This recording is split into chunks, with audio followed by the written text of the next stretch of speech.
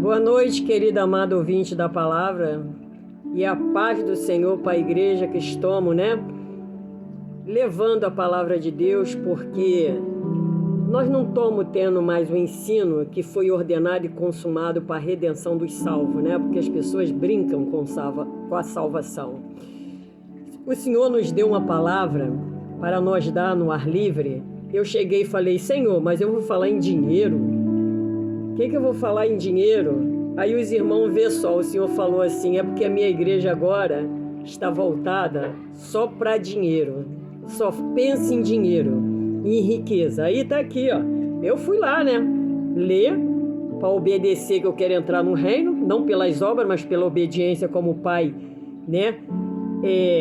obedeceu toda a palavra, o Filho obedeceu toda a palavra, toda a ordem que o Pai ordenou para ele fazer, e nós estamos aqui na mesma pisada, não é isso?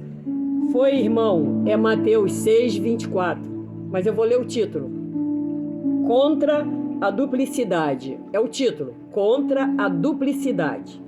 Aí o 24, irmão, fala assim, ó: ninguém pode servir a dois senhor, porque ou há de odiar um e amar o outro, ou dedicar-lhes a um e desprezar o outro. Não pode servir a Deus e a Mamon. Quem é Mamon? Quem é Mamon? Dinheiro.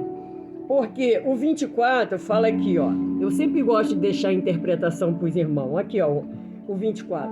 Uma duplicidade absoluta. Vocês entenderam? Uma impossibilidade. É uma impossibilidade, não uma duplicidade. É uma impossibilidade absoluta. Não vou repetir o vídeo. Esse é o A. Agora o B fala assim, ó: odiar. Nesse é ver uma expressão odiamática para preferência. Nota, está lá em Lucas 14, 26. Se o homem prefere o pecado e Satanás a Deus, então são do diabo. Está lá em 1 João 3, 8. Serão enviados para o inferno junto com ele. Mateus 25, 14. E tem, esse aqui é o B, e tem o C. A segunda vez que essa impossibilidade é citada nesses versículos. Riquezas, notas, em Lucas 16, do 9 ao 13. Então, igreja, todas essas palavras, elas foram faladas no ar livre, pela ordem de Deus. Então, os irmãos vê que eu trabalho muito com a Bíblia para levar o Evangelho. Os irmãos vê isso tudinho que foi falado no ar livre. Olha só. Olha quanto versículo, igreja.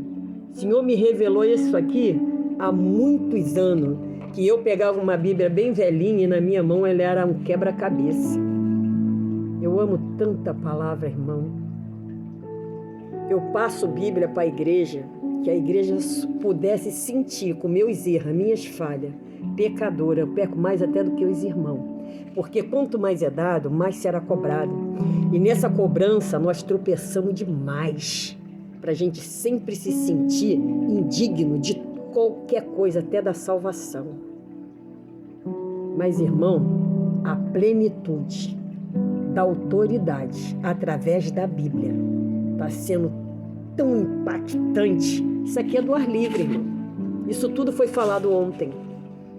Queria eu poder dar toda a interpretação de cada versículo desse que Deus está requerendo da igreja. Não é, pastores? Pastores, vocês estão com uma responsabilidade, mas vocês ainda não acordou. A coisa só está acrescentando para a cobrança severa que o Senhor diz: Pedro, tu me ama, apacenta minhas ovelhas. E nós estamos desgarradas, porque na casa de Deus só é para falar quem não é para falar. Não que nós desprezamos as ovelhas, é porque são pessoas que não estão libertas, não estão convertidas, não sabem falar nada da Bíblia, ainda estão caminhando, e vocês estão ajudando elas a pecar. E que o Espírito Santo de Deus não tem autoridade nenhuma pelas ordens de vocês de pronunciar nada. Cadê as conselheiras da casa de Deus para pedir a essas irmãs para parar de andar com essas roupas dentro da casa do Senhor? Que sai do trabalho com essas roupas chamativa lá no trabalho. Eu vejo, irmão, eu tô falando que eu vejo. E não é porque tu vê que, como diz, não, vou falar de mim porque eu tô julgando o irmão. Não, o Senhor deixou a Bíblia para ensinar uns aos outros. Nós não estamos julgando os irmãos, é porque nós estamos sem igreja. Porque o próprio líder sabe que nós temos Espírito de Deus, somos remanescentes, profetas como o povo do passado, Ezequiel, as mulheres proféticas, estamos na direção da graça para defender o Evangelho, aonde é os dons, ajustamento de corpo, nós estamos centrados por meio de uma confusão, de um conflito infernal, satânico, por causa de dinheiro. Não pode perder um membro. E não tem desculpa para a ovelha. Errai por não conhecer a Escritura. Eu quero satisfazer o meu eco. Viver mostrando o corpo, pastora lá na praia de maiô, rolando, dizendo que é pastora, que é cantora, daqui a pouco vem com hino. Essa irmã, ela tem pastor, não tem? Cadê as conselheiras? Cadê os profetas? Para tirar a igreja da garra do inferno. Isso aqui não é evangelho que nós estamos atravessando, manto. Alá faço esse que é. Não, pastor, eu não estou dizendo que a igreja vai ter uma partícula da grande tribulação, não. Só que eu creio pela palavra que a gente vai acordar para quando cair a ficha, a gente vê que a coisa passou e nós não fizemos nada.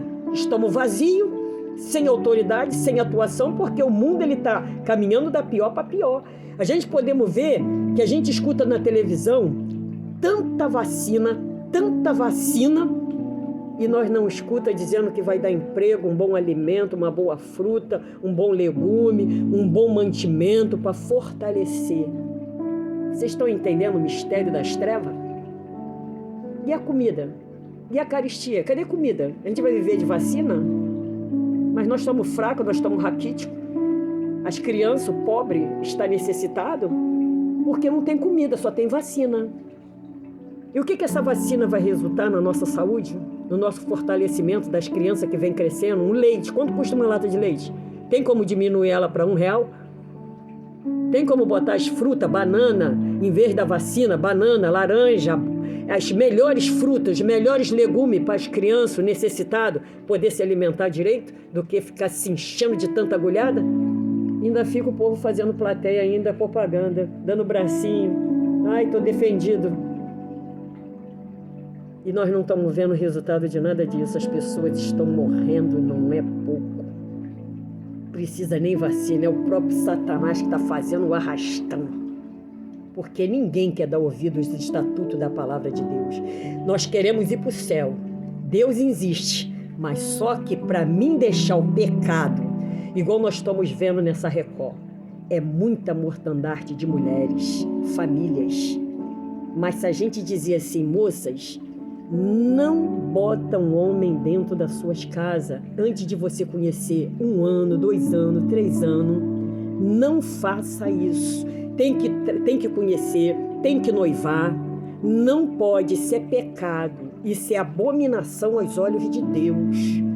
A gente entende quando a pessoa não é evangélica, porque talvez eu no mundo eu faria o mesmo, mas só que tem profeta ensinando as almas a não pecar, a não transgredir os estatutos. Deus não tem nada a ver com essas coisas, porque o Senhor disse que não pode. Uma mulher casada, ela não casa com outro homem. Uma mulher que conhece um varão, ela não pode diretamente botar dentro da sua casa, porque isso é pecado de adultério. Nós temos que conhecer, nós temos que examinar uns aos outros. Crianças morrendo na mão de padrasto, criança morrendo na mão de madrasta. Isso tudo, esse mundo, Deus se toma como ele não existe, ele é culpado, mas não. Eu não quero a verdade, eu quero seguir a minha vontade. Então Deus, ele está longe dessa culpa, porque tudo que Deus fez tem ordem, e nós estamos na desordem. Sinto muito, se eu não fosse evangélica, talvez eu estaria fazendo o mesmo. Ficam com Deus, que Deus assim nos ajude, e vamos receber a palavra e aceitar Jesus. Jesus te ama.